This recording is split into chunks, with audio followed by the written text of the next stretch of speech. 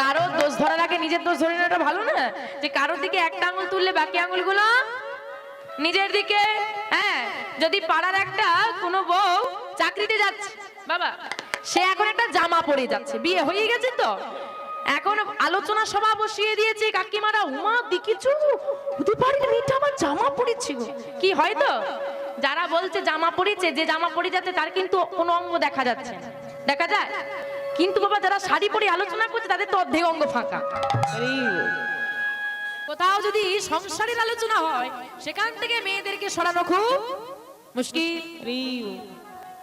তা বলছে শ্রবণ করো কি আমাদের জাগতিক জগতের কথা নয়, পরের আলোচনা নয়, শ্রবণ করো কি গোবিন্দ কথা।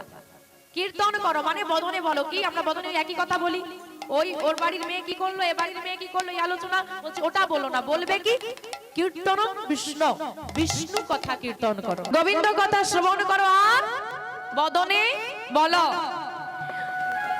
এই যে শ্রবণ, যেটা যে উদ্দেশ্য নিয়ে আপনারা এসেছেন, ভাবা লাগে শ্রবণের কত মাহাত্ম্য। দেখো বাবা, 9টা ভক্তি আছে, 9টা ভক্তির মধ্যে কিন্তু প্রথম শ্রবণ। বলছে শ্রবণের মধ্যে দিয়ে যত তাড়াতাড়ি ভক্তি লাভ করা যায় অন্য কোন পথে করা যায় না। তাহলে মা আগে শ্রবণ না আগে কীর্তন? আগে শ্রবণ, তাই তো? মা আগে শ্রবণ না আগে কীর্তন? দেখি কি বুদ্ধি আছে মায়েদের। মা শ্রবণ না কীর্তন? আগে শ্রবণ। দাঁড়িয়ে আছি চুপ করে, আমি তো কীর্তন করতে এসেছি। এই তো বুদ্ধি বেরোলো, এতক্ষণ পর বেরিয়েছে। বলে সত্যি তো, তুমি যদি না বলো আমরা শুনবো কি কথা? আগে কীর্তন তারপর শ্রবণ, তাই তো? তা বাবা দেখেন, এটা কিন্তু আপনার আমার বুদ্ধি হয়ে গেল, আগে কীর্তন তারপর শ্রবণ। কিন্তু মহাজনেরা বহু বছর পূর্বে আগে লিখে গেছে শ্রবণং কীর্তনং বিষ্ণু, আগে শ্রবণ তারপরে কীর্তন। কেন? সেই বলতে পারে যে আগে শুনতে পারেনি। তাই গৌর হরি হরি হরি।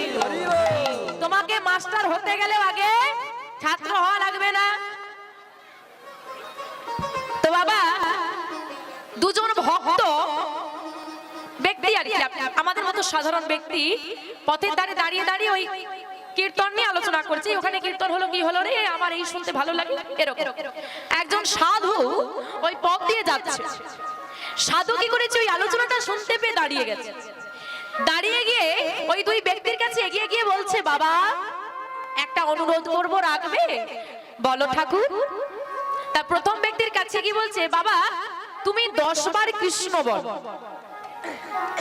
কি করতে বলেছে? 10 বার কৃষ্ণ বলতে বলেছে। আর বলছে এটা এমন কি কঠিন কাজ?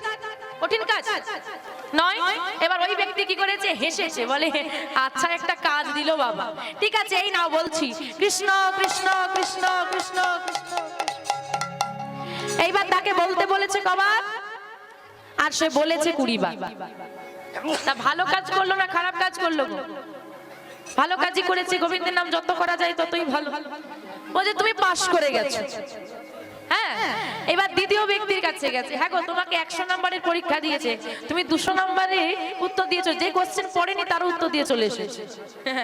এইবার দ্বিতীয় জনের কাছে গেছে, গিয়ে বলছে বাবা তুমি এবার 10 বার কৃষ্ণ বল। যেই না তাকে বলেছে 10 বার কৃষ্ণ নাম বলো, ওই ব্যক্তি বাবা 2 বার কৃষ্ণ বলতে গিয়েই তার চোখে জল এসে গেছে। তাই গৌর হরি হরি হরি। তাহলে বাবা যে 20 বার বললো সে পাস করলো না, যে 2 বার বললো সে পাস করলো? কেন? বলতে বলেছে তো 10 বার, তাহলে শুধু 2 বার বললো। হ্যাঁ, সে তো 2 বার বললো। বলে ওগো বেশি লিখলে নাম্বার পাওয়া যায় না, সঠিক আর সার অংশটা লিখলেই হবে। 1000 বার কৃষ্ণ বলার প্রয়োজন নাই। যদি তুমি একবার ডাকো আর সে ডাকাটা ডাকের মতো, তাহলেই গোবিন্দ কৃপা লাভ করা যায়। তো বাবা নারদ মুনির মনে একদিন অহংকার জন্মালো। মন দিয়ে শুনেন মা, আমরা বলি সারাদিন কৃষ্ণ নাম করো, সম্ভব নয়। আপনি আমি সংসারী মানুষ, সারাদিন কি করে হরি নাম করবো? হ্যাঁ, সারাদিন কি করে গোবিন্দের নাম করবো? বাড়িতে কি কোনো কাজ নেই নাকি? বাড়িতে আমাদের কোনো কাজ নেই, সারাদিন হরি নাম করলেই হয়ে যাবে? বলছে না, তুমি 10 মিনিট করো, সেটাই যেন প্রাণ ভরে হয়। কিন্তু আমার নারদ মুনির কি কাজ? এদিকের কথা ওদিকে লাগানো, ওদিকের কথা সেদিকে লাগানো, এই করে আর সর্বদা ওই বিনা যন্ত্রে নাম গাইছে। তো নারদ মুনির মনে একদিন অহংকার জন্মালো, আমি যে প্রভুর এত নাম গাই, আমি প্রভুকে নাম গিয়ে শোনালে সে খুশি হয়ে যায়, তাহলে আমার থেকে বড় ভক্ত আর কেউ নেই। এখন ভগবান সব সহ্য করে, দুটো জিনিস সহ্য করে না, এক হচ্ছে ভক্তের অহংকার আর চোখের জল। নারদের মনে যখন অহংকার জন্মে গেছে, নারদ গিয়ে একদিন সরাসরি প্রভুকে বলছে, প্রভু এই যে আমি তোমার এত নাম গাই, পৃথিবীতে কি এমন কেউ আছে যে আমার থেকে বেশি নাম করে, আমার থেকে বেশি বড় ভক্ত? রবীন্দ্র মনে মনে চিন্তা করছে, নারদ তুমি তো জানো না তোমার থেকেও বড় ভক্ত আছে। বলে নারদ সেটা তো আমি বলতে পারবো না। নারদের মনটা ভার হয়ে গেছে, সে কি আমি এত নাম করি, প্রভু বলছে বলতে পারবো না। আচ্ছা নারদ তুমি কি আমার একটা কাজ করতে পারবে? আমার মর্তধামে একটা ভক্ত আছে, হ্যাঁ তুমি একটা কাজ করো, আমি তোমাকে একটা তেল ভর্তি বাটি দিচ্ছি, ওই বাটিটা নিয়ে গিয়ে তুমি ভক্তের বাড়িতে একটু পৌঁছে দাও। দেখো না বাটিতে যতটা তেল আছে যেন এক ফোঁটাও পড়ে না যায়। ঠিক আছে, এখন বাটিটা এমন ভর্তি করে দিয়েছে বাবা যে পা ফেললেও পড়ে যাবে, কিন্তু প্রভু নির্দেশ দিয়েছে করতে তো হবে। ওই বাটি নিয়ে নারদ মুনি এগিয়ে যাচ্ছে, আর একদম দৃষ্টিটা ওই বাটির দিকে, আর অন্য কোনো দিকে নয়।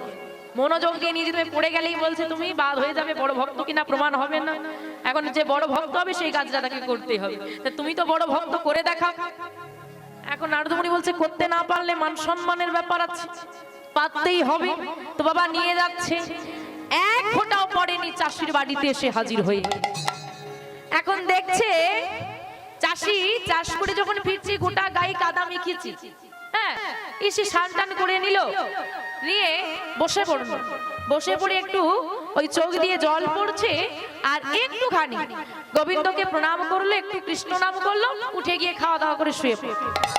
নারদ মুনি দেখে ফিরে চলে গেল, এসে বলছে কি নারদ চাষিকে দেখে এলে? বলে হ্যাঁ দেখে এসেছি প্রভু। বলে ওই ভক্ত তোমার থেকেও বড় ভক্ত। যেই না বলেছে ওই ভক্ত তোমার থেকেও বড় ভক্ত, নারদ মুনি খুব রেগে গেছে। রেগে কি বলছে, কি বললে প্রভু? আমি সারাদিন তোমার নাম করি, হ্যাঁ সব সময় তোমার নাম করি, তোমাকে আবার গান গেয়ে শোনাই, আর ওই কি এমন ভক্ত সারাদিন তো মাঠে খেটে গেল, তারপরে এসে 2 মিনিট তোমার নাম করতে না করতে গিয়ে শুয়ে পড়ো, ও তোমার কি করে বড় ভক্ত হয়ে গেল? বলে বলি ও নারদ, তুমি এখান থেকে যখন বাটিটা নিয়ে গেলে একটুও তেল পড়েনি তো?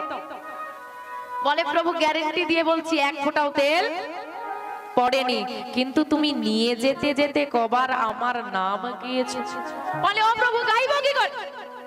তুমি এমন তেল ভরে দিয়েছো, পড়লেই তো তুমি বলেছো বড় ভক্ত হতে পারবে না, তাহলে মনোযোগ তো ওই তেলের দিকেই ছিল, তোমার দিকে কি করে আসবে?